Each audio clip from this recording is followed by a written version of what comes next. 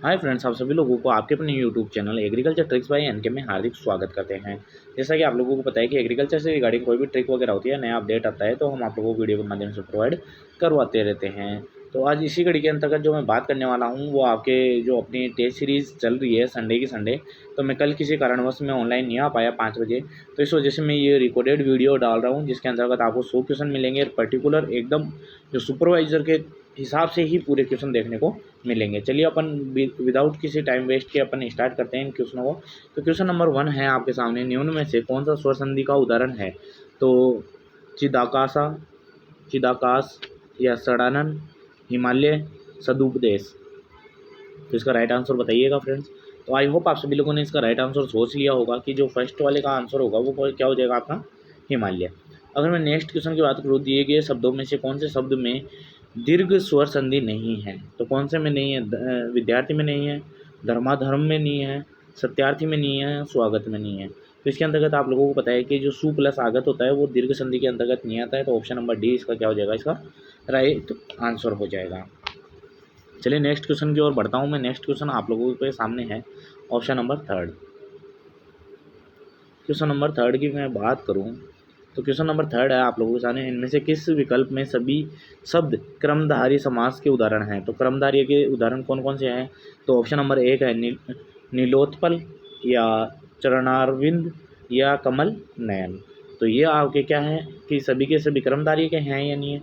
या अगर next option की बात करूँ तो कर कमल या फिर चरण कमल या चक्रपर्णी, ये आपके होंगे राइट आंसर। या फिर ऑप्शन नंबर 3 की मैं बात करूँ, महर्षि, कापुरुष, कंसारी, ये आपका राइट आंसर होगा। या फोर्थ की मैं बात करूँ, देवराज, मन सिंह या चंद्रमौली। तो इसका राइट आंसर क्या होगा? आई होप कि आप सभी लोगों ने सोच लिया होगा। तो इसका राइट आंसर होने वाला वो क्या हो जाएगा, ऑप्शन नंबर 1 इसका राइट आंसर हो जाएगा। चलिए नेक्स्ट क्वेश्चन की मैं बात करता हूँ कि निम्न शब्दों में से किस शब्द का समास विग्रह सही है? तो राधा कृष्ण, राधा का कृष्ण, रघुनाथ, रघु है नाथ जी इसका, शाखा मृग, शाखाओं पर दौड़ने वाला मृग, या फिर सेवा निर्वृत्त, सेवा से निर्वृत्त, सेवा को निर्वृत्त। तो इसका राइट आंसर क्या होगा जो सही है एकदम, वो क्या हो जाएगा, शाखाओं पर दौड़ने वाला मृग, शाखा मृग।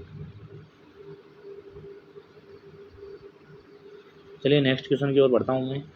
किस शब्द में अनु उपसर्ग का प्रयोग नहीं हुआ है?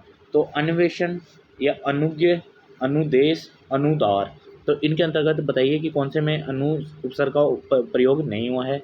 तो अनु प्लस ऐसन, तो अनुऐसन इसके अंतर्गत हुआ है। अनु प्लस अज्ञ, अनुज्ञ इसमें के अंतर्गत हुआ गया है आपका। अनु प्लस देश, अनु प्लस देश, तो इस के अंतर्गत भी आपको देखने को मिलेगा। लेकिन अनु प्लस दार, तो अनुदार के अंतर्गत आप लोगों के ये क्या नहीं होगा, इसका अगर संधि विच्छेद करोगे तो अन्न प्लस उदार होगा, है ना। अन्न होता है, अन्न प्लस उदार। तो ये राइट आंसर कौन सा होगा? इसके अंतर्गत अनु का प्रयोग नहीं किया गया है, अनुदार के अंतर्गत नहीं किया गया है। ऑप्शन नंबर डी राइट हो जाएगा। अगर मैं बात करूँ मानसिक, मानसिक शब्द का शब्द बना है तो इसका सही संधि विच्छेद कौन सा होगा? मानस प्लस एक, मानस प्लस एक, मानस प्लस एक, मानस प्लस एक। इनके अंतर्गत कोई माइनर डिफरेंस है? इसके अंतर्गत दिया गया मानस प्लस एक, इसके अंदर मनस जो हलंत वाला एक है, इसके अंतर्गत मानस हलंत वाला एक है, या फिर मानस प्लस एक है। तो आई होप आप सभी लोग इसका राइट आंसर सोच लिए होंगे। इसका राइट आंसर क्या होगा कि जो मानसिक, मानसिक है तो मनस, मनस प्लस एक, जो राइट आंसर कौन सा हो जाएगा? ऑप्शन नंबर 20 का क्या हो जाएगा, राइट आंसर हो जाएगा। क्वेश्चन नंबर 7 की ओर मैं बात करूँ, बढ़ता हूँ, तो 7 कौन सा हो जाएगा आपका, कौन से शब्द का युग्म का अर्थ भेद सही नहीं है? तो कौन से का अर्थ भेद सही नहीं है तो बताइए। अनल व अनिल, यानी कि अनल का अर्थ आग होता है और अनिल का हवा होता है। या फिर अंश का कंधा होता है, अंश का हिस्सा होता है। या अभिमान का क्या होता है, अहंकार, और अभिराम का क्या होता है, सुंदर। अभिज्ञ का क्या होता है, जानकार, अनभिज्ञ का अनजान। तो इसका जो सही नहीं है जोड़ा उसका बताइए। तो मैं आप लोगों को बता दूं कि इसका राइट आंसर क्या हो जाएगा, ऑप्शन नंबर बी, क्योंकि ये सही नहीं जुड़ा हुआ है। तो अंश जो ये से आता है ना, इसका अर्थ होता है हिस्सा, और जो अंश है ना इसका अर्थ होता है कंधा। तो इसके अंतर्गत उल्टे जोड़े हुए हैं। तो इसका राइट आंसर क्या हो जाएगा, ऑप्शन नंबर बी। बाकी आपके सभी ऑप्शन सही है। अनल का अर्थ क्या होती है, आग, और अनिल का क्या होता है, हवा होती है। अभिमान है ना, किसी को अभिमान होता है तो क्या होगा, अहंकार होना। तो अभिराम वो सुंदर के लिए यूज़ करा। अभिज्ञ यानी कि अभिज्ञ मतलब कि उसका जानकार है, अनभिज्ञ उससे अनजान है। तो ये सभी क्या हो जाएंगे सही। ऑप्शन नंबर बी था वो अपना क्या हो गया राइट आंसर। चलिए नेक्स्ट क्वेश्चन की ओर बढ़ता हूँ मैं। नेक्स्ट क्वेश्चन है आपके पास में, किस विकल्प में सभी शब्द आपस में पर्यायवाची नहीं हैं। तो इनके अंतर्गत दिए गए हैं, तो जो सभी अनजान हैं या फिर इनसे मेल नहीं खाते हैं वो कौन से। तो कोयल, श्याम, श्यामा, मदन, सलाका, तो ये क्या एक ही है। या राकापति, चंद्रमा, सुधाकर, ये एक है। नीर, तोय, अम्बु, ये आपके ऑप्शन सही होगा। या सीता, जनक, सुता, या भूमिजा। तो इसका राइट आंसर चुनिए कि जो आपस में पर्यायवाची नहीं है, अलग अलग है, तो इसका राइट आंसर दीजिए। तो इसका राइट आंसर क्या होगा, नीर, तोय, अम्बु। नीर, तोय, अम्बु क्या हो जाएंगे आपके अलग अलग हो जाएंगे। चलिए नेक्स्ट क्वेश्चन की ओर पढ़ता हूँ मैं। नेक्स्ट क्वेश्चन है आपके पास में, निम्न में से कौन सा विलोम शब्द युग्म सही है। तो इनके अंतर्गत से बात करेंगे कि इनमें से सही कौन सा है, कि इसका मतलब कि आपके पास में 3 गलत दिए गए हैं, एक सही है, तो वो सही कौन सा है। तो समस्या का क्या होगा निदान, सम्मुख का उन्मुख, क्षणिक का स्थिर, या मुख का वाचल। तो इसका राइट आंसर बताइए फ्रेंड्स। तो आई होप आप सभी लोगों को पता होगा कि इसका राइट आंसर क्या होने वाला है। ऑप्शन नंबर क्वेश्चन नंबर 9 का अगर मैं बात करूँ तो क्या हो जाएगा इसका मुख का वाचल। अगर मुख किसे बोलते हैं, जो चुपचाप रहने वाला हो, जो कम बोलने वाला हो, और वाचल किसे बोलते हैं, जो ज़्यादा बोलता हो। तो इसका मतलब क्या होगा कि ये एकदम सही है। अगर मैं बात करूँ समस्या, तो समस्या का उल्टा निदान थोड़ी होता है। समस्या का उल्टा बात करूँ तो उसका अंतर्गत आप लोगों को क्या देखने को मिलेगा, समस्या का क्या होगा निदान।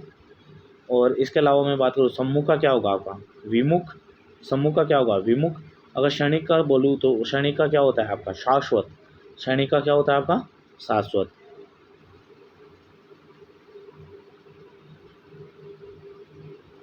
तो चलिए इसका राइट आंसर की बात की अपन ने, क्या हो गया ऑप्शन नंबर डी। इसके अंतर्गत ये समस्या का भी क्या होता है निदान होता है ना, समस्या का भी निदान होता है। और सम्मुख का उन्मुख नहीं होता, क्या होता है विमुख। चलिए नेक्स्ट क्वेश्चन की ओर बढ़ता हूँ। किस क्रमांक में शुद्ध शब्द नहीं है। तो इनके अंतर्गत 4 शब्द आप लोगों को दिए गए हैं, वो आप आराम से देख सकते हो। तो शुद्ध कौन सा नहीं है, तो इस चीज़ का बताइए 10th का। तो ऑप्शन नंबर ए है चंचल, तो वो क्या हो जाएगा आपका शुद्ध शब्द नहीं है। चलिए क्वेश्चन नंबर 11 की ओर बढ़ता हूँ मैं। निम्न वाक्यों में से व्याकरण की दृष्टि से कौन सा वाक्य शुद्ध है। तो व्याकरण की दृष्टि से कौन सा शुद्ध शब्द है वो बताइए ना, है ना, वाक्य शुद्ध सॉरी, कि जो वाक्य शुद्ध होगा वो बताइए। रविवार के दिन सभी जगह छुट्टी रहती है, पूज्य माताजी नहीं आई, एक खाने की थाली लाओ, आज बजट पर बहस होगी। तो इसका जो राइट आंसर होगा बताइए फ्रेंड्स। तो इसका जो राइट आंसर होने वाला हो क्या हो जाएगा, आज बजट पर क्या होगी बहस होगी। तो ऑप्शन नंबर 4 इसका क्या हो जाएगा राइट आंसर। चलिए नेक्स्ट क्वेश्चन की ओर बात करो। जंगल में लगने वाली आग को क्या कहते हैं। ये क्वेश्चन काफ़ी बार पूछा जाता है कि दावा नल क्या होता है, बड़वा नल क्या होता है, कामाग्नि क्या होता है, जहरग्नि क्या होती है।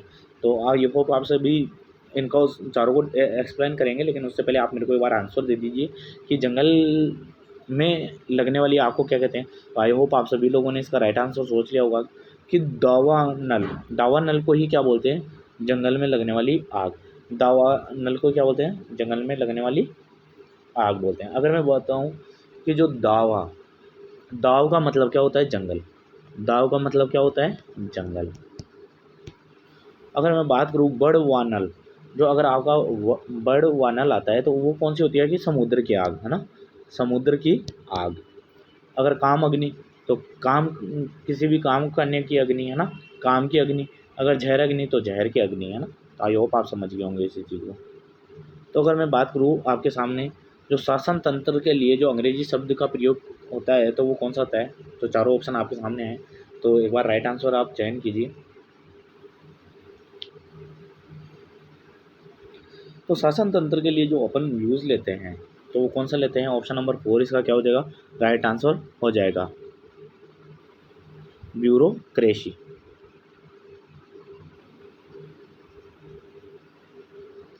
नेक्स्ट क्वेश्चन की ओर बढ़ता हूँ। किस क्रम में लोकोक्ति नहीं है।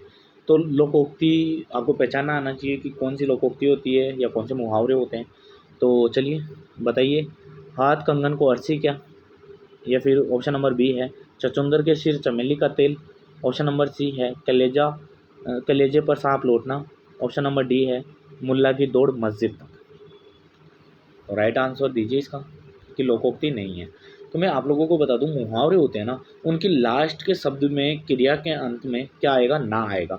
तो अब आप लोगों को पता चल गया कि इनके अंतर्गत ना किस में आ रहा है, तो इसके अंतर्गत ना आ रहा है कि फिर ये क्या होगा, लोकोक्ति नहीं है, ये क्या है, मुहावरा है। तो मुहावरे आपने बहुत सुने होंगे, है ना। तो मुहावरा क्या हो जाएगा, कलेजे पर सांप लौटना। तो इसका राइट आंसर क्या हो जाएगा, ऑप्शन नंबर 3 राइट आंसर हो जाएगा। कलेजे पर सांप लौटना ये क्या है, आपकी लोकोक्ति नहीं है, क्या है, आपका मुहावरा हो जाएगा। चलिए नेक्स्ट क्वेश्चन की मैं बात करूं, मैं तुम सबको खूब समझता हूं, तुम सब एक जैसे हो, इनके लिए उपयुक्त तो लोकोक्ति कौन सी होगी। कि मैं आप लोगों को खूब समझता हूं और आप लोग एक जैसे ही हो, तो उसके लिए क्या होगा, चोर चोर मोसेरे भाई, एक ही थैली, थैली नहीं आएगा यहाँ पे, क्या आएगा, थाली। एक ही थाली के चट्टे बट्टे, या जैसे नागनाथ वैसे सापनाथ, या फिर ऑप्शन नंबर 4 है केर बेर का संग। तो इसका राइट आंसर क्या हो जाएगा, एक ही थाली के चट्टे बट्टे। अपन बोलते नहीं कि एक जैसे होते हैं कोई भी लोग, तो अपन क्या बोलते हैं, एक ही, ये तो एक ही थाली के चट्टे बट्टे हैं। तो इसका राइट आंसर क्या हो जाएगा, ऑप्शन नंबर बी। तो अपने जो हिंदी के क्वेश्चन थे वो कंप्लीट हो गए। अब इसके अंतर्गत बात करने वाले हैं अब जीके के क्वेश्चन की ओर। तो चलिए बीके टाइम वेस्ट किए हुए मैं क्वेश्चनों को स्टार्ट कर रहा हूँ। राजस्थान के पड़ोसी राज्यों की संख्या बताइए तथा ये कितनी, राजस्थान के कुल कितनी लंबी अंतर्राज्यीय सीमा बनाते हैं। तो अंतर्राज्यीय जो अपने राजस्थान के पड़ोसी राज्य हैं, है ना, तो राज्यों की संख्या बतानी है और कितनी लंबी सीमा बनाता है वो बतानी है। तो 5 राज्य हैं या 4850 किलोमीटर की जो सीमा है वो बनाते हैं, या 5 राज्य हैं 5920 किलोमीटर की ये सीमा बनाते हैं, 4 राज्य हैं 1070 जो किलोमीटर की जो अंतर्राष्ट्रीय सीमा है वो बनाते हैं, या 5 राज्य है 1070 किलोमीटर की सीमा रेखा बनाते हैं। तो आई होप आप सभी लोगों को पता ही होगा कि इसका राइट आंसर क्या होने वाला। तो राइट आंसर क्या होगा, अपने 5 राज्य लगते हैं ना पास में, जैसे कि एमपी हो गया, यूपी हो गया, इधर गुजरात हो गया, इसके अलावा पंजाब हो गया, हरियाणा हो गया ना।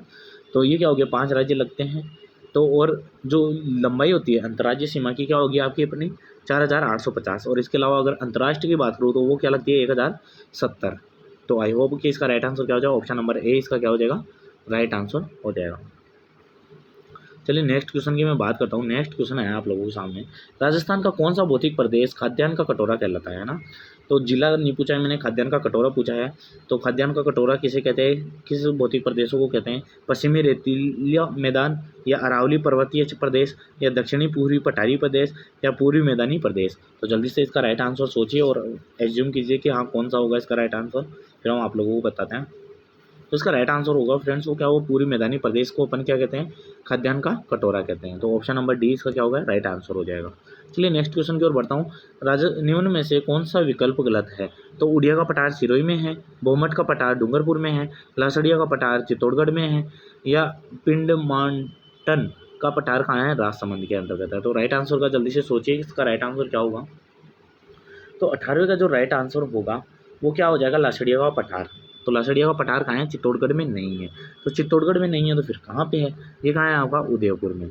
और उदयपुर के अंतर्गत भी जो जयसमंद झील है ना, जयसमंद झील है ना, जयसमंद झील से लेकर आपका प्रतापगढ़ तक फैला हुआ है ना, प्रतापगढ़ जिले तक आपका फैला हुआ है कौन सा, लासड़िया का पठार। तो ये चित्तौड़गढ़ में नहीं है, उदयपुर के अंतर्गत है, याद रखना। तो इसका राइट आंसर हो जाओ ऑप्शन नंबर सी। चलिए नेक्स्ट क्वेश्चन की ओर बात करता हूँ। आर्द्र जलवायु प्रदेश के अंतर्गत निम्न में से कौन सा जिला शामिल नहीं है। तो आर्द्र के अंतर्गत कौन सा नहीं है, अलवर, भरतपुर, करौली, झालावाड़। तो इसका राइट आंसर सोचिए। आई होप कि ये तो आसान ही सवाल है। तो आप लोगों को पता है कि आर्द्र के अंतर्गत जो नहीं है तो कौन सा नहीं है, तो आपका जो अलवर है वो आर्द्र के अंतर्गत आता है, भरतपुर, करौली, और या आपकी इधर जो दौसा वगैरह हो गया, या फिर मैं अगर इसके अलावा बात करूँ जो कोटा का कुछ रीजन है वो भी आर्द्र के अंतर्गत आता है। लेकिन जो झालावाड़ है वो क्या होगा आपका, आर्द्र के अंतर्गत नहीं आता है। तो अब आप ये सोचोगे कि आर्द्र के अंतर्गत नहीं आता तो फिर किस में आता। तो जो आपका झालावाड़ है वो अति आर्द्र है ना, अति आर्द्र जलवायु के अंतर्गत आता है ना, अति आर्द्र जलवायु के अंतर्गत आता है। चलिए नेक्स्ट क्वेश्चन की मैं बात करता हूँ। तो निम्न में से कौन सा विकल्प नदियों व उनके उद्गम स्थल से संदर्भ में सही नहीं है। तो जो जहाँ से संदर्भ में सही नहीं है तो उनके अंतर्गत चंबल है। चंबल क्या आपके जाना पाँव पहाड़ी से आती है, या फिर बनास है खमनोर की पहाड़ी से आती है, लूणी नाग पहाड़ी से आती है, अगर मैं माही की बात करूँ खंडेला की पहाड़ी से आती है। तो इनमें से जो सही नहीं है या सुमेलित सही नहीं है उसका आंसर दीजिए आप। तो 20वें का राइट आंसर क्या हो जाएगा, माही है। माही क्या हुआ, खंडेला की पहाड़ी से नहीं आती है। चलिए नेक्स्ट क्वेश्चन की ओर बढ़ता हूँ। निम्न में से कौन सा विकल्प सही है, कालीबंगा नागरीय सभ्यता थी, आहड़ सभ्यता ग्रामीण थी, ए व बी दोनों सही है, या इनमें से कोई नहीं। तो राइट आंसर दीजिए 21 का। तो आप लोगों को पता है कि जो कालीबंगा थी वो एक नगरीय सभ्यता थी, आराम से नगर के जैसे उसके अंतर्गत 2 नगर पाए गए थे, ऊपर वाला और एक नीचे वाला, या फिर ऐसे बोल सकते हैं कि एक तो जो आपके 2 नगरीय सभ्यता नगरीय पाए गए थे उसके अंतर्गत, है ना।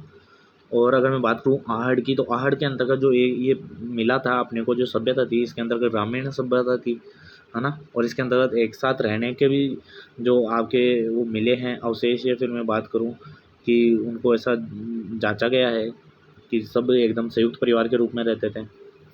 तो इसका राइट आंसर क्या हो जाएगा, तो जो आपके कौन सा विकल्प सही है, तो कालीबंगा नगरीय सभ्यता थी, बिल्कुल सही थी, और जो आहड़ थी तो वो ग्रामीण थी। तो ए वो भी दोनों क्या हो जाएंगे, आपके राइट आंसर हो जाएंगे। अगर नेक्स्ट क्वेश्चन की मैं बात करूँ, नेक्स्ट क्वेश्चन है काफ़ी अच्छा क्वेश्चन है। कर्नल जेम्स टोड को राठौड़ों का यूग्लिसेंस किस कहा था, जो राठौड़ों का यूग्लिसेंस किसे कहा था, तो वो किसे कहा था, दुर्गादास राठौड़ को कहा था। तो आई होप कि आप लोगों को इसका पहले से ही पता होगा। अगर नेक्स्ट क्वेश्चन की मैं बात करूँ, अकबर द्वारा महाराणा प्रताप के पास भेजे गए शिष्टमंडलों के क्रम में आमेर के राजा मानसिंह प्रथम को भेजा था। तो मानसिंह प्रथम को कौन से चरण में भेजा था, शिष्टमंडल में भेजा था, प्रथम द्वितीय तृतीय या प्रथम व द्वितीय दोनों में। तो मैंने एक ट्रिक बताई थी आपको याद करने की, जमाल बाटो से याद करवाया हो तो आपको पता होगा कि जैसे मैंने बताया था जलाल खां, माँ से क्या बताया था, मान सिंह, और बाटो, है ना, जमाल बाटो, तो भगवंत दास और एक टोडरमल, है ना, जमाल बाटो से। तो ऐसे चारों को मैंने ट्रिक बताई थी, पिछले पेपर में अपन ने सोल्व किया था, उसमें भी ये क्वेश्चन था। तो ये कौन से में हो जाएगा, ऑप्शन नंबर बी, जो द्वितीय शिष्टमंडल था उसके अंतर्गत मानसिंह को भेजा गया था। नेक्स्ट क्वेश्चन की बात करूँ, ऋषि कथाओं के राजस्थानी अनुवाद गजबन के लिए सोवियत लैंड नेहरू पुरस्कार किसे दिया गया, तो कोमल कोठारी को, सूर्यमल मिश्र को, विजयदान देत्था को, लक्ष्मी कुमारी चुंडावत को। तो राइट आंसर बताइए 24 का। तो 24 का राइट आंसर क्या हो जाएगा, जो लक्ष्मी कुमारी चुंडावत है उसको अपना गजबन के लिए क्या दिया गया था, नेहरू पुरस्कार दिया गया था। अगर क्वेश्चन नंबर 5 की बात हुई, ये काफ़ी इंपॉर्टेंट क्वेश्चन है, एग्रीकल्चर सुपरवाइजर की दृष्टि से काफ़ी इंपॉर्टेंट है ये क्वेश्चन, बार बार पूछा जाने वाला क्वेश्चन है। तुर्रा कलंगी लोकनाट्य के रचनाकार हैं, तो नानूराम है, लच्छीराम है, मनरंग है, सदावा, या फिर शाह अली व तुकनगीर है। तो इसका राइट आंसर दीजिए फ्रेंड्स। काफ़ी अच्छा क्वेश्चन है, ये बार बार पूछा जाने वाला। ऑप्शन नंबर डी इसका राइट आंसर हो जाएगा, शाह अली व तुगनगीर, इसका क्या हो जाएगा, right answer, option number D right answer हो जाएगा। इनमें से कौन कोटा के 1857 के विद्रोह का नेता थे, तो खुशहाल सिंह चंपावत थे, जयदयाल थे, नानूराम शर्मा थे, या शिव सिंह थे। तो इसका राइट आंसर दीजिए, ये भी काफ़ी अच्छा क्वेश्चन है। 1857 की क्रांति से काफ़ी बार क्वेश्चन पूछे जाते हैं, तो आप लोगों को इनको भी अच्छे से पढ़ना है। तो जो इसका राइट आंसर होगा क्या होगा, जयदयाल। अगर मैं बात करूँ, अगर आपके सामने जयदयाल के साथ में अगर इसके साथ साथ एक नाम और देखने को मिलता है, अगर मेराव खां भी आता है तो वो भी आपका राइट आंसर हो जाएंगे। तो मेराव खां और जयदयाल दोनों ने ही क्या किया था, इसके अंतर्गत विद्रोह का किया था। जो नेता थे वो यही थे, जयदयाल व मेराव खां। तो राइट आंसर ऑप्शन नंबर 20 का क्या हो जाएगा, राइट आंसर। नेक्स्ट क्वेश्चन की बात को, विलय पत्र पर हस्ताक्षर करते समय किसने कहा कि मैं अपने डेथ वारंट पर हस्ताक्षर कर रहा हूँ। ये क्वेश्चन भी काफ़ी अच्छा क्वेश्चन है फ्रेंड्स। ऑप्शन नंबर ए है, बांसवाड़े के महारावल जो चंद्रवीर सिंह थे उन्होंने कहा था, कोटा के महाराव भीम सिंह ने कहा था, उदयपुर के महाराजा भूपाल सिंह ने कहा था, धौलपुर महाराजा उदयभान सिंह ने कहा था। तो आई होप कि ये भी काफ़ी अच्छा क्वेश्चन है, तो आप लोगों को पता होगा कि जो आपके बांसवाड़ा के महारावल चंद्रवीर थे, इन्होंने कहा था कि जब विलयन पत्र हुआ था, ये एकीकरण के टाइम पे करवा रहे थे सिग्नेचर सभी जिलों से, तो वहाँ पे जो रावल थे ये यहाँ के बांसवाड़ा के, तो उन्होंने कहा कि आप मेरे डेथ वारंट के ऊपर क्या करवा रहे हो, सिग्नेचर करवा रहे हो। तो ये चंद्रवीर सिंह ने कहा था। चलिए मैं नेक्स्ट क्वेश्चन की ओर बात करता हूँ। नेक्स्ट है, किस दुर्ग का सबसे ऊंचा भाग मीनार साहब की दरगाह कहलाती है, तो तारागढ़ बूंदी वाला होता है, सिवाना बाड़मेर वाला है, तारागढ़ अजमेर वाला है, डी है जूनागढ़ बीकानेर वाला है। तो ये क्वेश्चन काफ़ी अच्छा क्वेश्चन है, ये भी काफ़ी पूछा जाने वाला क्वेश्चन है। तो इसका राइट आंसर दीजिए। तो जो दुर्ग का सबसे ऊंचा बड़ा बाग जो मीनार साहब की दरगाह के नाम से जाना जाता है वो तारागढ़ जो अजमेर में है उसको अंतर्गत कहलाता है। नेक्स्ट क्वेश्चन की मैं बात करूं, शक्कर पीर बाबा की दरगाह किस स्थान पर है? तो नागौर में है, गलियाकोट में है, अजमेर में है, नरहड़ में है। तो इसका राइट आंसर बताइए फ्रेंड्स कि जो आपकी शक्कर पीर बाबा की है वो कहाँ पे आपकी नरहड़ के अंतर्गत। नेक्स्ट क्वेश्चन की मैं बात करता हूँ। नेक्स्ट क्वेश्चन है आपके पास में कि राजस्थान का सबसे प्राचीन ज्ञात मंदिर किस पर उसकी निर्मिता तिथि, यानी कि जो सबसे प्राचीन मंदिर है जिसके ऊपर जो निर्माण किया गया था उसकी तिथि के 689 ईस्वी अंकित है, किस जिले में स्थित है? तो शीतलेश्वर महादेव मंदिर था जो झालावाड़ में है, उस पर लिखा हुआ है। सेवाड़ी जैन मंदिर है, पाली में है, उसके ऊपर लिखा हुआ है। हर्षद माता मंदिर दौसा में है, या फिर सहस्त्रबाहु मंदिर जो कि आपके उदयपुर में है। तो इसका राइट आंसर चुनिए फ्रेंड्स। तो राइट आंसर क्या होने वाला, जो शीतलेश्वर महादेव मंदिर है उसके ऊपर अंकित किया गया है और वो कहाँ पर है? झालावाड़ के अंतर्गत है आपका ये मंदिर। राजस्थानी चित्रकला का सबसे पहले वैज्ञानिक विभाजन किसने किया? ये काफ़ी अच्छा क्वेश्चन है। तो राजस्थानी चित्रकला का सबसे पहले जो वैज्ञानिक विभाजन है वो किसने किया था? जॉर्ज इब्राहिम ग्रियर्सन ने किया था, आनंद कुमार स्वामी ने किया था, H.C. मेहता ने किया था, या कमल चंद ने किया था। तो ये क्वेश्चन काफ़ी अच्छा है, काफ़ी बच्चों को भी आता होगा। तो इसका राइट आंसर में होने वाला है वो कौन सा होगा? आनंद कुमार स्वामी। इसका right answer option number B right answer हो जाएगा। चलिए नेक्स्ट क्वेश्चन की ओर बढ़ता हूँ मैं। राजस्थान का निम्न में से कौन सा स्थान जटपट्टी उद्योग के लिए प्रसिद्ध है? तो जसोल बाड़मेर, कैथून कोटा, अकोला चित्तौड़गढ़, बगरू जयपुर। तो इसके लिए जो चटपट्टी के लिए प्रसिद्ध है वो कौन सा है? जल्दी से राइट आंसर सोचिए और आंसर दीजिए। तो इसका राइट आंसर क्या होगा? Option number A Jasol Barmer क्या हो जाएगा आपके जटपट्टी के लिए प्रसिद्ध है। चलिए नेक्स्ट क्वेश्चन की ओर बढ़ता हूँ। राजस्थान के किस लोक गद्य को जूप हॉर्प भी कहा जाता है? तो जूप हॉर्प किसे कहा जाता है? तो बताइए, रावणहत्ता को, करताल को, मोरचंग को, या अलगोजा को। तो इसका राइट आंसर क्या होने वाला है? आई होप आप सभी लोगों को पता ही होगा कि जो मोरचंग है उसे क्या कहा जाता है? जूस हॉर्प। तो इसका राइट आंसर कौन सा हो जाएगा? ऑप्शन नंबर 3 इसका यार राइट आंसर वो हो जाएगा। अगर मैं बात कुचामणी ख्याल किस प्रवर्तक के कौन थे? जो कुचामणी ख्याल है आपका उसके प्रवर्तक कौन थे? तो लच्छी राम थे, या दूलिया राणा थे, या अली बख्श थे, या नानू राम थे। तो इसका राइट आंसर दीजिए फ्रेंड्स। तो इसका राइट आंसर होने वाला है जो कुचामणी ख्याल है उसके प्रवर्तक कौन होंगे आपके? लच्छी राम। जिसके कौन हो जाएंगे? लच्छी राम। ऑप्शन नंबर ए इसका क्या हो जाएगा? राइट आंसर हो जाएगा।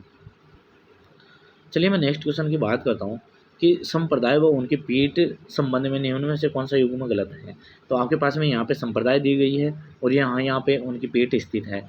तो बताइए कि इसके अंतर्गत जो असम्मिलित है ना, यह युग्म सही नहीं बना हुआ है वो कौन सा है? तो उनको छाटना है। तो निम्बार्क संप्रदाय आपके लेमाबाद में है, राम स्नेह संप्रदाय शाहपुरा में है, जसनाती संप्रदाय कतरसर बीकानेर में है, वल्लभ संप्रदाय सांगनेर जयपुर में है। तो इसका राइट आंसर दीजिए।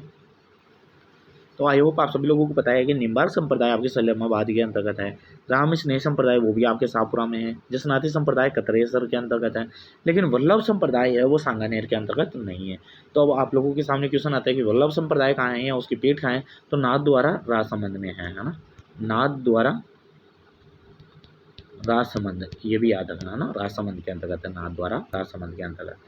अगर मैं बात करूँ लोक देवता जो आपके तेजाजी महाराज हैं का पवित्र तीर्थ स्थल जो बासी दुगारी कहा जाता है तो वो कहाँ पर है? या उसे कर्म स्थली भी कहा जाता है ना।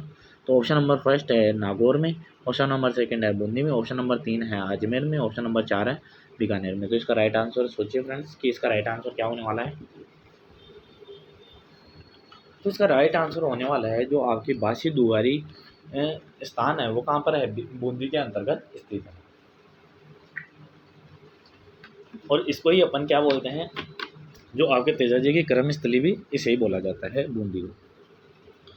चलिए नेक्स्ट क्वेश्चन की ओर बढ़ता हूँ मैं। नेक्स्ट है निम्न में से कौन सा त्यौहार चैत्र माह में नहीं आता है? तो दुलंडी हो गई, गणगौर हो गई, शीतला अष्टमी हो गई, ऑप्शन नंबर डी है आपकी होली। तो इसके अंतर्गत कौन सा है त्यौहार जो चैत्र माह में नहीं आता है? तो जल्दी से बताइए। तो आपका राइट आंसर कौन सा है? सबके सब सोच लिए होंगे।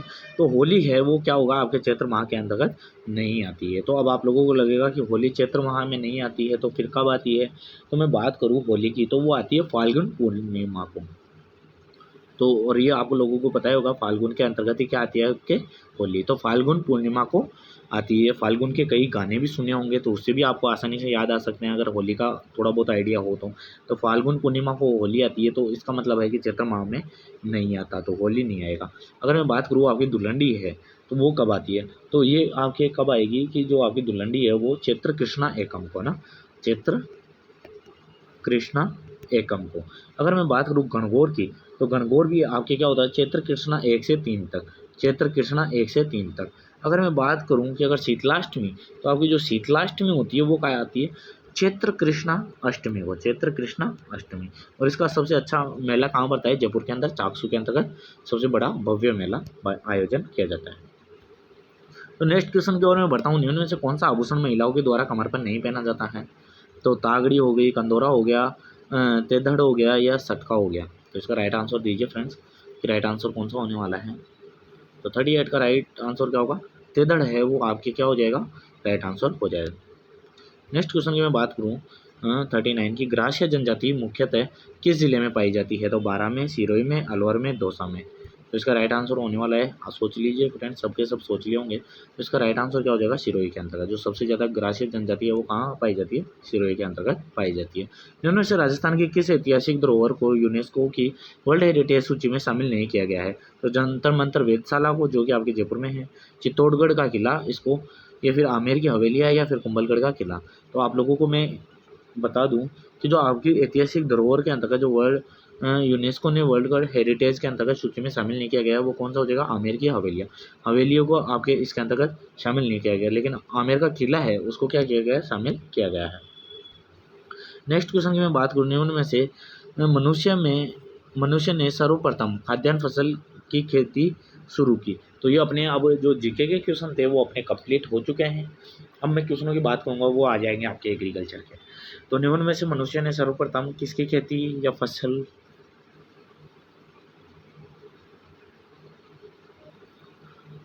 तो इसके अंतर्गत जो निम्न में से मनुष्य ने सर्वप्रथम किस खाद्यान्न फसल की खेती शुरू की, तो गेहूं की, मक्का की, धान की या ज्वार की। तो आई होप आप सभी लोगों को पता होगा कि इसका राइट आंसर क्या होने वाला है।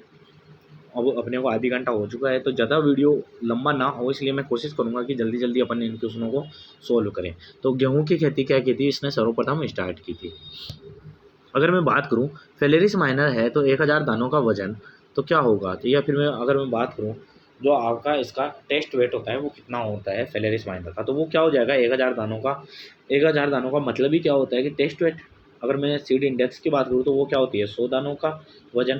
तो अपने अंदर पूछा क्या गया है 1000 दानों का, तो जो आपका फेलेरिस माइनर होता है तो उसका कितना होता है 2 ग्राम होता है। ऑप्शन नंबर 3 इसका क्या हो जाएगा, राइट आंसर हो जाएगा। तो इसका अंतर्गत कितना होगा 2 ग्राम। तो 1000 दानों का वजन कितना होता है 2 ग्राम होता है फ्रेंड्स, तो ये याद रखना आप लोग।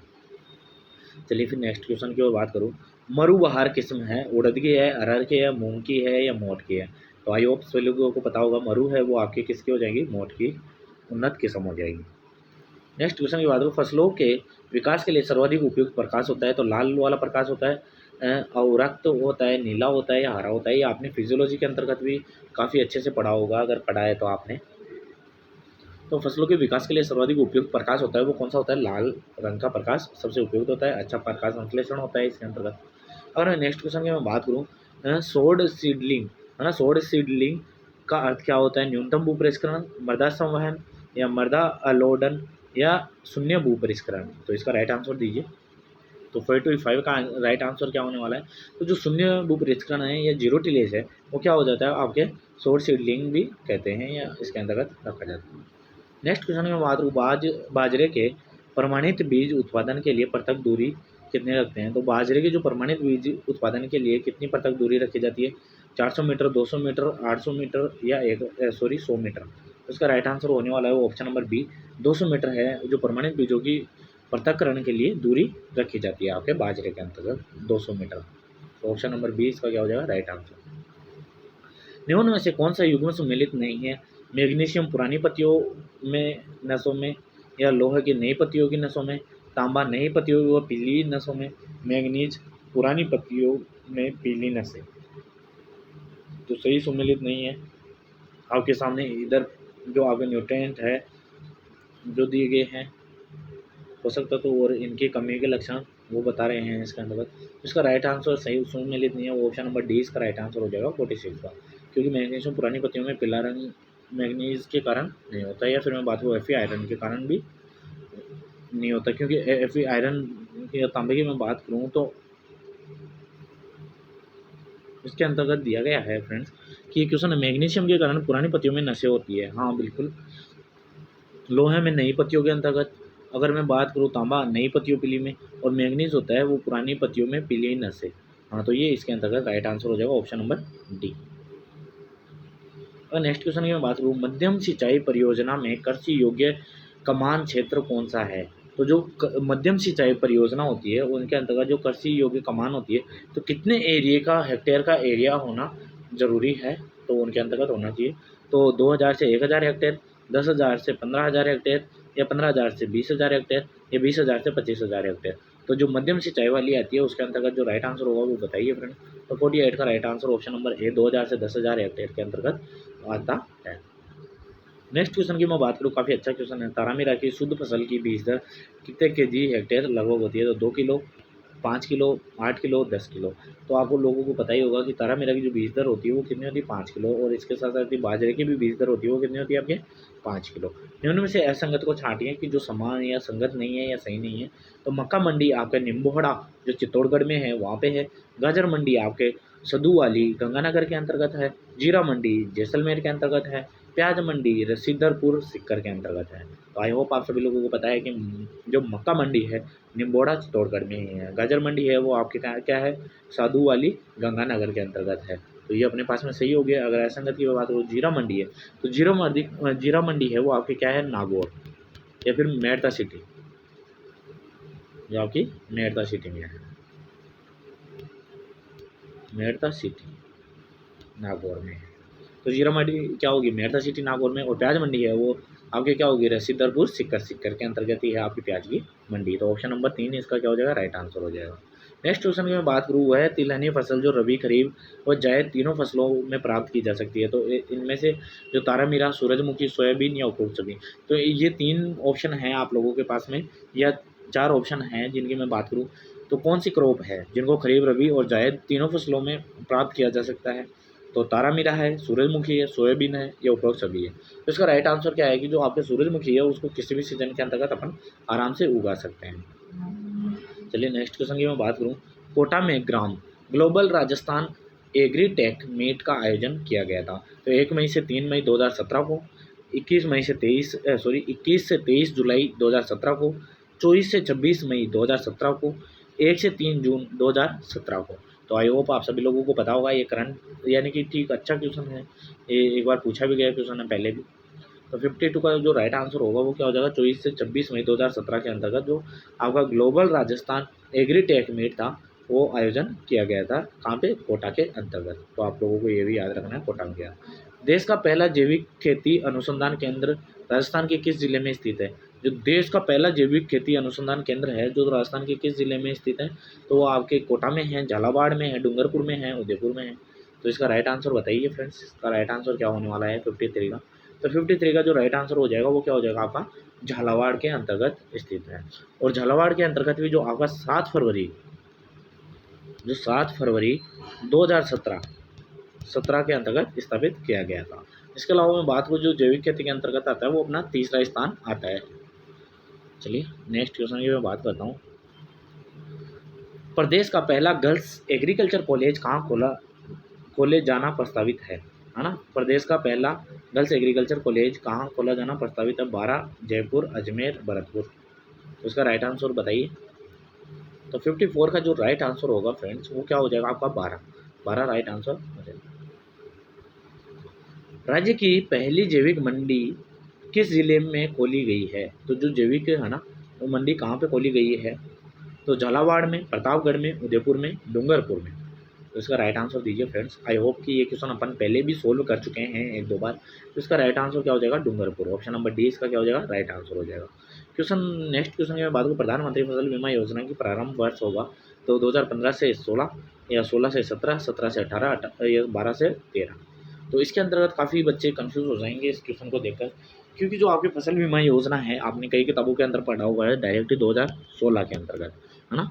तो लेकिन ऐसे वेरिएशन वाले क्वेश्चन आ जाते हैं कि जिनके अंतर्गत डिजिट दो जगह देखने को, 2016 यहाँ पे भी है, 2016 यहाँ पे भी है, तो अब आपको राइट आंसर कौन सा करना है। तो इसके हिसाब से कौन सा होगा right answer, option number B क्या हो जाएगा इसका एकदम राइट आंसर हो जाएगा। 2016 से लेकर 2017 तक क्या किया गया था आपका जो फसल बीमा योजना है वो प्रारंभ हुई थी। चलिए नेक्स्ट क्वेश्चन की मैं बात करता हूँ। बीज शुद्धता एवं अंकुरण जांच की प्रक्रिया कहलाती है भौतिक शुद्धता, सीड सैंपलिंग, सीड टेस्टिंग या अपवाचन या रोगिंग। तो इसका राइट आंसर क्या हो जाएगा, सीड टेस्टिंग कहला जाएगा। तो सीड टेस्टिंग क्या हो जाएगा, उनके शुद्धता व बीज जांच की अंकुरण जांच की प्रक्रिया को कहते हैं। अगर मैं बात करूँ नेक्स्ट क्वेश्चन की, काफ़ी अच्छा क्वेश्चन है। सीड वाइबिलिटी या फिर बीज जीवता परीक्षण के लिए निम्न में से कौन सा रसायन काम में लेते हैं। ये काफ़ी बार पूछा गया क्वेश्चन है फ्रेंड्स, हर बार पूछा जाता है ये कि सीड वाइबिलिटी के लिए कौन सा परीक्षण किया जाता है। तो टेट्राजोलियम या फिर ईथर या फिर थायोयूरिया या बेंजीन। तो इसका राइट आंसर दीजिए फ्रेंड्स। तो इसका राइट आंसर होने वाला है वो क्या है, टेट्राजोलियम टेस्ट होता है और यह टेट्राजोलियम क्लोराइड, जिसके अंतर्गत अपन सीड डालते हैं और फिर टेट्राजोलियम जो आपका लिक्विड होता है वो डालते हैं, तो वो गुलाबी या पिंक कलर के हो जाते हैं। तो उससे अपने को पता चल जाता है कि सीड की वाइबिलिटी का, कि कौन कौन से सीड वाइबल है या फिर कौन कौन से डेड हो चुके हैं या मर चुके हैं। तो ऑप्शन नंबर ए इसका क्या हो जाएगा, राइट आंसर हो जाएगा। चलिए अब नेक्स्ट क्वेश्चन की मैं बात करता हूँ। जो आधार बीज के कट्टे पर लगे चिन्ह का रंग कौन सा होता है। तो सीड टेक्नोलॉजी के से अपने पहले एक मैंने वीडियो बना रखे हैं 4-5, उसके अंतर्गत पूरा ट्रिक बनाई हुई है। तो आप एक बार जाके ट्रिक जरूर देखें, वहाँ से आपको सभी के कट्टों पर लगने वाले जितने भी टैग है वो आपको आसानी से याद हो जाएंगे। तो अब बताइए आप आधारी बीज के कट्टे पर लगने वाला चिन्ह पत्र कौन से रंग का होता है, सफ़ेद रंग का, हरा रंग का, नीला रंग का, सुनहरा पीला होता है। तो अब बताइए कि राइट आंसर कौन सा होने वाला है 59 का। तो 59 का राइट आंसर होगा वो क्या हो जाएगा आपका, सफ़ेद रंग का या व्हाइट कलर का। नेक्स्ट क्वेश्चन की मैं बात करूँ, ग्रो आउट टेस्ट है ना या ग्रो आउट परीक्षण निर्धारण करने के लिए आयोजित किया जाता है। तो किसके निर्धारण के लिए, नमी संग्रहण के लिए किया जाता है, अंकुरण के लिए किया जाता है, बीज ओज के लिए किया जाता है या आनुवांशिक शुद्धता के लिए किया जाता है। ग्रो आउट टेस्ट काफ़ी बार पूछा गया क्वेश्चन है ये फ्रेंड्स, ये काफ़ी बार पूछा गया, बार बार पूछा जाने वाला क्वेश्चन है एग्रीकल्चर के अंतर्गत। तो 60 का राइट आंसर कौन सा हो जाएगा, ऑप्शन नंबर डी। अगर मैं बात करूँ जेनेटिक प्योरिटी है ना, जेनेटिक प्योरिटी या फिर आपके आनुवांशिक शुद्धता के लिए इसका ग्रो आउट टेस्ट का यूज़ किया जाता है। नेक्स्ट क्वेश्चन बात करूँ, बीजीय मसाला उत्पादन में अग्रणी राज्य है। तो तमिलनाडु है, केरल है, राजस्थान है, महाराष्ट्र है। तो आई होप आप सब लोगों को पता है कि मसाला नहीं पूछा है, इसके अंतर्गत डायरेक्ट क्या पूछा है, बीजीय मसाले। तो बीजीय मसाले के अंतर्गत अपने राजस्थान के अंतर्गत है और बीजीय मसाला अनुसंधान संस्थान केंद्र कहाँ है, वो भी अपने राजस्थान के अंतर्गत तबीजी अजमेर के अंतर्गत है। तो ये भी आप लोगों को याद रखना है। भारतीय उद्यान विज्ञान के जनक किसे कहते हैं। तो डी कैंडोली या वेविलो या फिर MH मैरीगोडा या लिबर्टी बेली। तो इसका राइट आंसर बताइए। तो आई होप आपको राइट आंसर का पता होगा कि जो भारतीय उद्यान विज्ञान के जनक है वो क्या है, MH मैरीगोडा। अगर विश्व की मैं बात करूँ तो LH बेली हो जाएगा, है ना, MH बेली। तो इसकी अपने जो आपके हॉर्टिकल्चर से रिलेटेड अपने इंट्रोडक्शन के काफ़ी वीडियो डाल रखी है मैंने, काफ़ी क्लासेस डाल रखी है, तो उनको भी जाकर देखो, जहाँ से कि आपको ये काफ़ी चीज़ें क्लियर होने वाली है, बेसिक क्लियर हो जाएगा अगर वो आप लोगों ने वीडियो देख लिए तो अपने किसके, हॉर्टिकल्चर के। नेक्स्ट क्वेश्चन की बात करो, सर्वाधिक प्रोटीन कौन सी सब्जी में होती है, मटर में होती है, चौंगला में होती है, सेमफली में होती है, गुआरफली में होती है। तो आई आप सब लोगों को पता है कि इनके अंतर्गत सर्वाधिक जो दालें वाली होती है उनके अंतर्गत सर्वाधिक क्या होता है, प्रोटीन कंटेंट होता है, अच्छी कंटेंट पाया जाता है प्रोटीन वगैरह। तो इसके अंतर्गत राइट आंसर क्या हो जाएगा, ऑप्शन नंबर सी, सेमफली के अंतर्गत सर्वाधिक पाया जाता है। सब्जियों में कौन सा तत्व की कमी पाई जाती है। तो विटामिन, प्रोटीन, कार्बोहाइड्रेट या वसा। तो आई होप आप सभी लोगों को पता ही होगा कि सब्जियों में कौन से तत्वों की कमी पाई जाती है। तो भरपूर मात्रा में विटामिन होते हैं, बिल्कुल होते हैं, प्रोटीन भी होती है, कार्बोहाइड्रेट भी होती है, लेकिन वसा नहीं होती, फैट नहीं होता। कभी सुना है कि सब्जी खाने से उनका फैट बढ़ गया। तो क्या होता है कि सब्जियों के अंतर्गत किसकी कमी होती है, फैट की या वसा की कमी होती है। नेक्स्ट क्वेश्चन की बात हो, विटामिन ए की मात्रा कौन सी सब्जी में पाई जाती है। सर्वाधिक विटामिन ए किस में पाया जाता है, बथुओं में, पालक में, चौलाई में या आलू में। तो इसका राइट आंसर दीजिए फ्रेंड्स। आई होप आप सभी लोगों को पता ही होगा कि जो आपके विटामिन ए है वो किस में पाया जाता है, चिनोपोडियम एलोम या फिर जिसे अपन बथुआ कहते हैं, इसमें सर्वाधिक क्या पाया जाता है, विटामिन ए पाया जाता है। सब्जियों की खेती का अध्ययन करना क्या कहलाती है, सब्जियों की खेती का अध्ययन करना क्या कहलाता है, पोमोलॉजी, अर्बोरिकल्चर, ओलेरिकल्चर या फ्लोरिकल्चर। तो आई होप आप सभी लोगों को पता है कि पोमोलॉजी के अंदर फलों का करता है, अर्बोरिकल्चर के अंतर्गत झाड़ियों वगैरह का करते हैं, फ्लोरिकल्चर के अंदर जो आपके फ्लावर वगैरह या फूल वगैरह होते हैं उनका करते हैं, और ओलेरिकल्चर के अंतर्गत किसका करते हैं, सब्जियों का अध्ययन करते हैं। नेक्स्ट क्वेश्चन की मैं बात करूँ, नेक्स्ट क्वेश्चन है अपने पास में कि राजस्थान का राजकीय पुष्प है प्रोसोफिस सिनेरेरिया या नीलम्बो यूसी फेरो या फिर फार्मकस बेगलसिस या टोकोमेला इंडुलेटा। तो राइट आंसर क्या होने वाला है, जल्दी से बताइए। तो 67 का जो राइट आंसर होगा ऑप्शन नंबर डी, टोकोमेला इंडुलेटा क्या हो जाएगा, आपका राज्य पुष्प हो जाएगा। चलिए नेक्स्ट क्वेश्चन की ओर बढ़ता हूँ मैं कि पपीते की पौध को नर्सरी से खेत में स्थानांतरण कब करते हैं, फरवरी, जून, मई, अक्टूबर। तो जल्दी से बताइए फ्रेंड्स कि पपीते के पौधे को नर्सरी के अंतर्गत, नर्सरी से जो खेत में अपन स्थानांतरित करते हैं, खेत में लगाते हैं, तो वो कब लगा देते हैं। तो उसका राइट आंसर क्या हो जाएगा, मई के माह के अंतर्गत अपन क्या करते हैं, इनको नर्सरी से फील्ड के अंतर्गत ट्रांसफ़र कर देते हैं। नर्सरी की उठी हुई क्यारी बनाना, जो नर्सरी होती है, जैसे अपने पास में ये नर्सरी है तो उसके अंतर्गत उठी हुई क्यारियाँ बनाना है, है ना, उठी हुई क्यारियाँ बनाना। तो वो क्यों बनाते हैं, अधिक वर्षा वाले स्थानों पर बनाते हैं, कम वर्षा वाले स्थानों पर, अच्छे जल निकास वाले स्थान पर, या उपरोक्त सभी। तो आप लोगों को पता होगा कि उठी हुई क्यारियाँ तभी बनाएंगे वहाँ पे जहाँ पे ज़्यादा बरसात हो रही हो, ताकि डंपिंग ऑफ ना हो उसके, है ना, इसीलिए। तो इसका राइट आंसर क्या हो जाएगा, ऑप्शन नंबर ए, अधिक वर्षा वाले स्थान पर क्या बनाया जाता है कि नर्सरी की उठी हुई क्यारियाँ बनाते हैं। ऑप्शन नंबर ए इसका क्या हो जाएगा, राइट आंसर हो जाएगा। चलिए नेक्स्ट क्वेश्चन की मैं बात करूँ, प्याज के 1 हेक्टेयर पौधरोपण हेतु नर्सरी में कितने स्थान की जरूरत पड़ती है।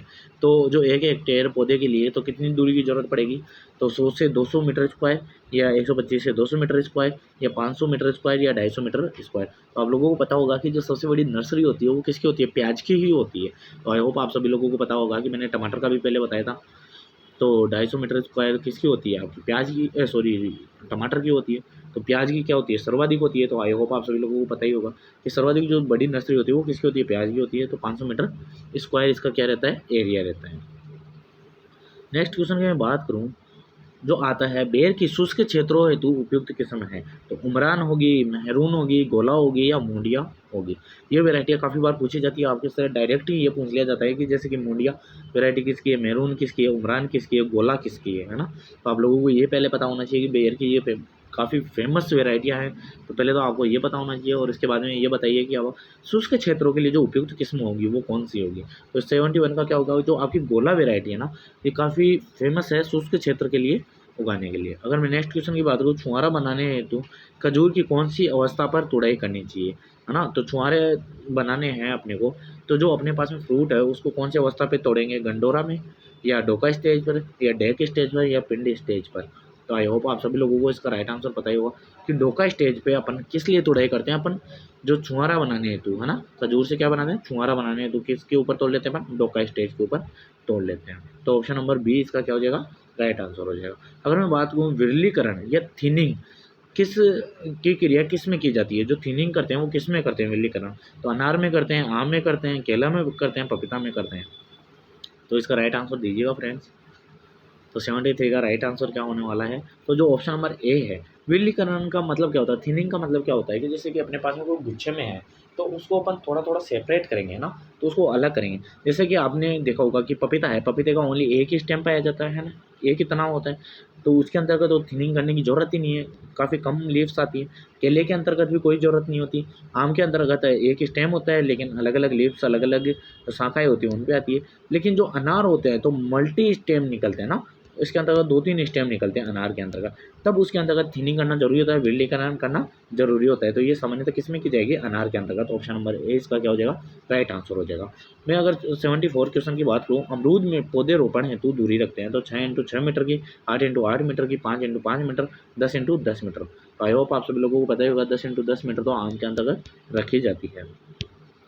तो इसको ज़्यादा एक्सप्लेन ना करते हुए मैं इसके राइट आंसर की ओर आऊँगा, क्योंकि काफ़ी टाइम हो गया है। तो इसका राइट आंसर होगा अमरूद के लिए जो 8x8 मीटर की दूरी रखते हैं। तो ऑप्शन नंबर बी इसका क्या हो जाएगा, राइट आंसर हो जाएगा। 6x6 आपके नींबू वर्गीय के लिए आ जाता है। रतन जोत जो जंगली अरंडी में एल्केलॉइड्स पाया जाता है, तो रतन जोत में कौन सा पाया जाता है, तो जेट्रोफिन पाया जाता है, सोनोसाइन पाया जाता है, सेपोनिन पाया जाता है, या रेलनोम पाया जाता है। तो राइट आंसर दीजिए फ्रेंड्स। जो 75 का है वो राइट आंसर क्या हो जाएगा, जो जेट्रोफिन है वो क्या पाया जाता है आपके रतनजोत के अंतर्गत पाया जाता है, और रतनजोत के अंतर्गत क्या पाया जाता है, जेट्रोफिन। सर्पगंधा का कुल कौन सा है, एपोसाइनेंसी, सोलेनेसी या ब्रूसीरेसी या लिलिएसी। तो काफ़ी अच्छा है सर्पगंधा का, काफ़ी बार पूछा गया कुल है कि इसका कुल कौन सा होता है, काफ़ी बार आया हो क्वेश्चन नहीं। तो जो एपोसाइनेंसी है वो क्या हो जाएगा, इसका कुल हो जाएगा। चलिए नेक्स्ट क्वेश्चन की ओर बात करता हूँ मैं। अफीम का फल प्रकार होता है तो पोड होता है, कैप्सूल होता है, बेरी होता है या कैरियोप्सिस होता है। कैरियोप्सिस है ना, कैरियोप्सिस। तो इसका राइट आंसर दीजिए फ्रेंड्स।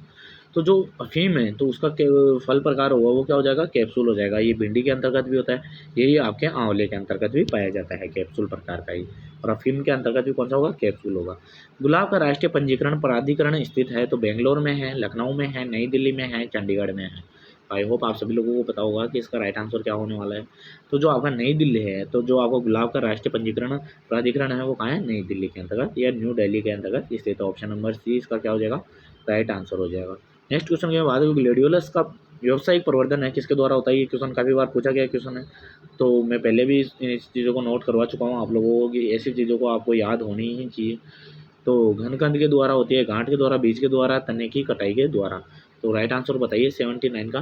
तो 79 का क्या हो जाएगा, जो घनकंद है ना तो उसके द्वारा क्या होता है, कौन के द्वारा इसका क्या होता है, प्रवर्धन होता है। नेक्स्ट क्वेश्चन में बात करूँ MIDH mission for integrated development horticulture लागू हुआ था 2017 में, 2010 में, 2014 में, 2008 में। तो इसका राइट आंसर बताइए कि जो mission for integrated development horticulture, तो MIDH वो कब स्टार्ट हुआ था या कब लागू हुआ था। तो इसका राइट आंसर क्या होने वाला है, जल्दी से बताइए। तो इसका राइट आंसर होगा जो 2014 के अंतर्गत जो मिशन स्टार्ट किया गया था वो हॉर्टिकल्चर वाला डेवलपमेंट का, तो 2014 के अंतर्गत स्टार्ट किया गया था। कई कई जगह आपको 2015 भी कई बुकों में देखने को मिलेगा। नेक्स्ट क्वेश्चन बात करो, राजस्थान में भैंस नस्ल सुधार एवं प्रजनन केंद्र कहाँ स्थित है। तो जो आपका भैंस नस्ल सुधार प्रजनन केंद्र है वो कहाँ है भैंस का, तो वल्लभनगर में है, कामा है, बयाना है या डेपोक है। तो आई होप आप सभी लोगों को पता ही है, जो वल्लभनगर है उदयपुर के अंतर्गत, तो वहाँ पे क्या है आपका भैंस नस्ल सुधार अनुसंधान केंद्र स्थित है। नेक्स्ट क्वेश्चन की बात हो, पश्चिमी क्षेत्र में बकरी अनुसंधान केंद्र कहाँ स्थित है, मखदूम या फिर रामासर, अविकानगर या बिचवाल। तो जल्दी से बताइए। तो पश्चिमी क्षेत्र के अंतर्गत की बात कर रहा है ये क्वेश्चन, अपन पहले भी डिस्कस कर चुके हैं।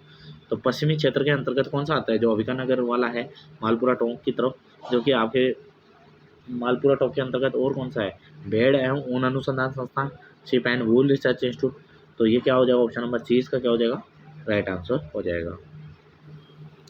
चलिए नेक्स्ट क्वेश्चन की बात करूँ, CSWRI, जैसे कि मैंने पहले ही बोल दिया कि मरु क्षेत्रीय परिसर कहाँ स्थित है ना, CSWRI का मरु क्षेत्रीय परिसर कहाँ है, बिचवाल में, लोनी में, सम में, फलोदी में। तो इसका राइट आंसर दीजिए। 83 का जो राइट आंसर होने वाला होगा बिचवाल में, कहाँ पे, बिचवाल। चलिए नेक्स्ट क्वेश्चन की मैं बात करता हूँ। नेक्स्ट क्वेश्चन है आप लोगों के पास में, राज्य में भैंसों की संख्या है, जो 20वीं पशु गणना 2017 में हुई थी उसके अकॉर्डिंग पूछा है। तो 13.7 मिलियन, 13.9 मिलियन, 7.9 मिलियन, 20.84 मिलियन। इसका राइट आंसर क्या होने वाला फ्रेंड, जल्दी से बताइए। तो जो 13.7 मिलियन है वो कुल राज्य के अंतर्गत भैंसों की संख्या थी। राज्य में सर्वाधिक संख्या में गोवंश किस जिले में है, तो सर्वाधिक जो गायें हैं वो कहाँ पे है, उदयपुर में है, चित्तौड़ में है, बाड़मेर में है, धौलपुर में। इसका राइट आंसर दीजिए फ्रेंड्स। 35 का राइट आंसर क्या हो जाएगा, उदयपुर के अंतर्गत। जो सर्वाधिक गायें हैं वो कहाँ पे हो जाएगी आपकी, उदयपुर के अंतर्गत है। नेक्स्ट क्वेश्चन की मैं बात करूँ, राज्य में प्रति व्यक्ति प्रतिदिन दूध उपलब्धता है, तो अपने राजस्थान राज्य के अंतर्गत जो दूध उपलब्धता है 2018-19 के अनुसार तो वो कितनी है, तो 870 ग्राम या 1081 ग्राम या 1087 ग्राम या फिर 970 ग्राम। तो आई होप आप सभी लोगों को पता होगा कि वो जो उपलब्धता है अपने राजस्थान की तो वो कितनी है, जो आपकी 870 ग्राम है। वो क्या है, दूध उपलब्धता है प्रतिदिन प्रति व्यक्ति। नेक्स्ट क्वेश्चन की बात गाय का प्रसव उपरांत प्रथम दूध कहलाता है, या फिर मैं बात करूँ कि गाय के प्रसव उपरांत जो उसके अयन से प्राप्त होने वाला लैक्टिक क्षरण क्या कहलाता है, तो वो टोन्ड मिल्क होता है, या मक्खन दूध या बटर मिल्क होता है, कोलेस्ट्रॉम होता है या स्किम्ड मिल्क होता है। तो आप लोगों को पता है टोन्ड मिल्क किसे कहते हैं। जब किसमें से जैसे फैट निकाल लेते हैं तो ये toned, double toned, skimmed milk ये उसी के अंतर्गत आते हैं। फैट निकालने के कैटेगरी के आधार पर बांटा हुआ है। तो ये टोन्ड मिल्क नहीं होगा, मक्खन मिल्क होगा नहीं क्योंकि इसके अंदर बटर होता नहीं है। अगर मैं बात करूँ कोलेस्ट्रॉम, तो कोलेस्ट्रॉम ही इसे कहते हैं या खीस अपन इसे कहते हैं। चलिए ऑप्शन नंबर सी इसका क्या होगा राइट आंसर। नेक्स्ट क्वेश्चन की बात करूँ, गाय के दूध में अपेक्षित घनत्व होता है तो 1.036, या फिर नेक्स्ट क्वेश्चन है ऑप्शन है 1.0320, या फिर ऑप्शन नंबर सी है 1.026, ऑप्शन नंबर डी है 0.930। तो इसका राइट आंसर दीजिए फ्रेंड्स जल्दी से। तो 88 का राइट आंसर क्या हो जाएगा, जो 1.026 या 1.028 भी देखने को मिल सकता है। तो ये क्या हो जाएगा आपके गाय के दूध का अपेक्षित घनत्व। अगर भैंस की बात करूँ तो 1.032, तो ये किसका हो जाएगा आपके भैंस का अपेक्षित घनत्व हो जाएगा। तो अकॉर्डिंग टू ऑप्शन की बात करूँ तो इसके अंतर्गत 28 होना चाहिए था। तो ऑप्शन नंबर सी इसका क्या हो जाएगा राइट आंसर हो जाएगा। ताजे दूध का पीएच होता है वो कितना होता है, 6.3 से 6.5, 6.5 से 6.7, 6.7 से 6.9 या 6.9 से 7.9। तो इसका राइट आंसर आई होप आप सभी लोगों को पता ही होगा कि 89 का राइट आंसर क्या ऑप्शन नंबर बी। वैसे जनरली देखा जाता है 6.7 होती है क्या इसका पीएच ताज़ा दूध का। तो 6.5 से 6.7 के अंतर्गत ही आपका ताजे दूध का पीएच मान माना जाता है। मैं बात करूँ पूर्ण गाय के दूध से बने छेना में प्रोटीन की मात्रा होती है। तो पूर्ण गाय का दूध है उससे जो छेना बनता है तो उससे प्रोटीन होती है। तो वो प्रोटीन कंटेंट कितना होता है, 10.5%, 15.5%, 17.5% या 25.5%। तो आई होप आप सभी लोगों को पता ही होगा कि इसका राइट आंसर क्या होना। जो 17.5% है या 17 से भी थोड़ा ज़्यादा पाया जाता है वो क्या पाया जाता है आपके गाय के दूध से बने हुए चना में प्रोटीन की मात्रा। तो 17.5% इसका क्या हो जाएगा राइट आंसर हो जाएगा। चलिए नेक्स्ट क्वेश्चन की ओर बढ़ता हूँ। नेक्स्ट क्वेश्चन है गाय के दूध की सिराओं में होता है, जो गाय के दूध सिराएं होती है उनमें क्या होता है, खून होता है, पानी होता है, दूध होता है या दूध व खून दोनों होते हैं। तो ये क्वेश्चन आपके एग्रीकल्चर सुपरवाइजर 2018 में पूछा गया क्वेश्चन है। तो काफ़ी इंपॉर्टेंट क्वेश्चन है। तो बताइए इसके अंतर्गत क्या पाया जाता है। तो जो गाय के दूध सिराओं में होता है वो क्या होता है, खून पाया जाता है। तो काफ़ी बच्चे ऐसे सोचते हैं कि गाय के दूध सिराओं के अंतर्गत दूध ही पाया जाएगा। तो ऐसा सुन के या सोच के गलत कर देते हैं। तो इसका राइट आंसर क्या हो जाएगा, खून हो जाएगा। चलिए मैं नेक्स्ट क्वेश्चन की ओर बढ़ता हूँ। घी में स्वतंत्रता वसा यानी कि फ्री फैट होती है वो कितनी होती है, 0.5%, 0.5% से कम होती है या 1.5 से कम होती है या 2.8% होती है। तो आई होप आप सभी लोगों को पता है कि उसमें फैट कंटेंट कितना होता है, 99% फैट होता है। लेकिन इसमें स्वतंत्रता वसा पूछी है ना, तो वो कितनी होती है जल्दी से बताइए फ्रेंड्स। तो 92 का ऑप्शन नंबर ए हो जाएगा। जो 0.5% होती है वो क्या होती है आपकी स्वतंत्रता वसा पाई जाती है इसके अंतर्गत। अगर नेक्स्ट क्वेश्चन की बात हो, पतली क्रीम टेबल क्रीम में वसा प्रतिशत होती है वो 18 से 25%, 25 से 35%, 35 से 45%, 45 से 50%। तो इसका राइट आंसर दीजिए फ्रेंड्स। तो इसका राइट आंसर आप सभी लोगों को पता है 18 से 25% का होती है आपकी टेबल क्रीम होती है। अगर मैं बात करूँ 45 से 50 के लगभग या उससे ज़्यादा कितनी होती है, प्लास्टिक क्रीम के अंतर्गत आपको देखने को मिलेगी। चलिए नेक्स्ट क्वेश्चन की बात करूँ। रोमंती पशु का उदाहरण नहीं है, तो जो रोमंती पशु है उसका उदाहरण कौन सा नहीं है, गाय, भैंस, भेड़, बकरी। तो राइट आंसर बताइए फ्रेंड्स। तो 94 का राइट आंसर क्या हो जाएगा आपका ऊँट। ऑप्शन नंबर सी इसका क्या हो जाएगा राइट आंसर हो जाएगा। चलिए नेक्स्ट क्वेश्चन है शॉर्ट हॉर्न नस्ल संबंधित है मुर्गी से, भेड़ से, बकरी से, कैटल से। तो इसका राइट आंसर क्या होने वाला, ऑप्शन नंबर डी कैटल इसका राइट आंसर हो जाएगा। चलिए नेक्स्ट क्वेश्चन की मैं बात करूँ। भेड़ का समूह कहलाता है तो फ्लो कहलाता है, हेड कहलाता है, स्टैंग कहलाता है, सर्विंग कहलाता है। तो आप लोगों को पता है कि हेड किसके समूह को कहते हैं, गाय व भैंसों को कहते हैं, फ्लोक भेड़ व बकरी के समूह को कहा जाता है। तो ऑप्शन ए क्या हो जाएगा इसका राइट आंसर हो जाएगा। रेड सिंध व साहिवाल के संकरण से विकसित नस्ल है। रेड सिंध व साहिवाल की संकरण से कौन सी है, राठी उत्पन्न हुई है, कांकरेज है, मेवाती है, नागौरी है। तो जल्दी से बताइए इसका राइट आंसर क्या होने वाला है फ्रेंड्स। तो 97 का राइट आंसर होगा वो क्या हो जाएगा, राठी, है ना। तो राठी किसका राइट आंसर हो जाएगा। नेक्स्ट क्वेश्चन की मैं बात करूँ, निम्न में से कौन सी गाय का मूल स्थान भारत नहीं है। तो इनमें से कई गायों के जो नस्लें हैं वो हैं, तो इनमें से भारत के अंतर्गत उत्पत्ति स्थान नहीं है, वो कौन सी है, जर्सी, गिर या फिर सिंधी या साहिवाल। तो इसका राइट आंसर कौन सा होने वाला है, तो बताइए। 98 का क्या हो जाएगा, जर्सी। जर्सी क्या है कि आपकी विदेशी नस्ल है। नेक्स्ट क्वेश्चन की मैं बात करूँ, कौन से रोग में भारी संख्या में भेड़ बकरियां मर जाती है? तो पशु प्लेग, फिड़किया, एंथ्रेक्स, एफएमडी। तो सर्वाधिक आप लोगों को पता है कि जो भेड़ बकरियों के अंतर्गत जो मर जाती है, तो जो आपके फिड़किया रोग होता है उसके कारण इनकी मृत्यु होती है सर्वाधिक। नेक्स्ट एंड लास्ट क्वेश्चन की बात करूँ, उनमें से कौन सा रोग कुक्कुट से संबंधित है? तो खूनी पैचिस, टिक फीवर, पाइका या रेंडल पेस्ट। तो इसका राइट आंसर क्या होने वाला है फ्रेंड्स? आई होप आप सभी लोगों को पता होगा जो खूनी पैचिस है वो काफ़ी मुख्य बीमारी है किसकी? आपके मुर्गी की। तो आई होप फ्रेंड्स आप सभी लोगों के लिए ये सेशन आज का काफ़ी इंपॉर्टेंट रहा होगा, और ऐसे ही फ्यूचर में भी ऐसे ही क्वेश्चन आते रहेंगे। तो ज़्यादा से ज़्यादा इस वीडियो को शेयर करें, जो भी आपके एग्रीकल्चर सुपरवाइजर की तैयारी कर रहा है कोई भी विद्यार्थी, उन तक ये वीडियो जरूर पहुँचाए। तो thank you friends, next Sunday को मैं फिर मिलूंगा, वो ही 5 बजे मैं लाइव आऊँगा और लाइव ही आप लोगों से कंसल्ट करूँगा। उसके अंतर्गत लाइव अपन क्या करेंगे, टेस्ट सीरीज रखने वाले हैं। तो चलिए मिलते हैं फिर नेक्स्ट वीडियो में। Thank you friends.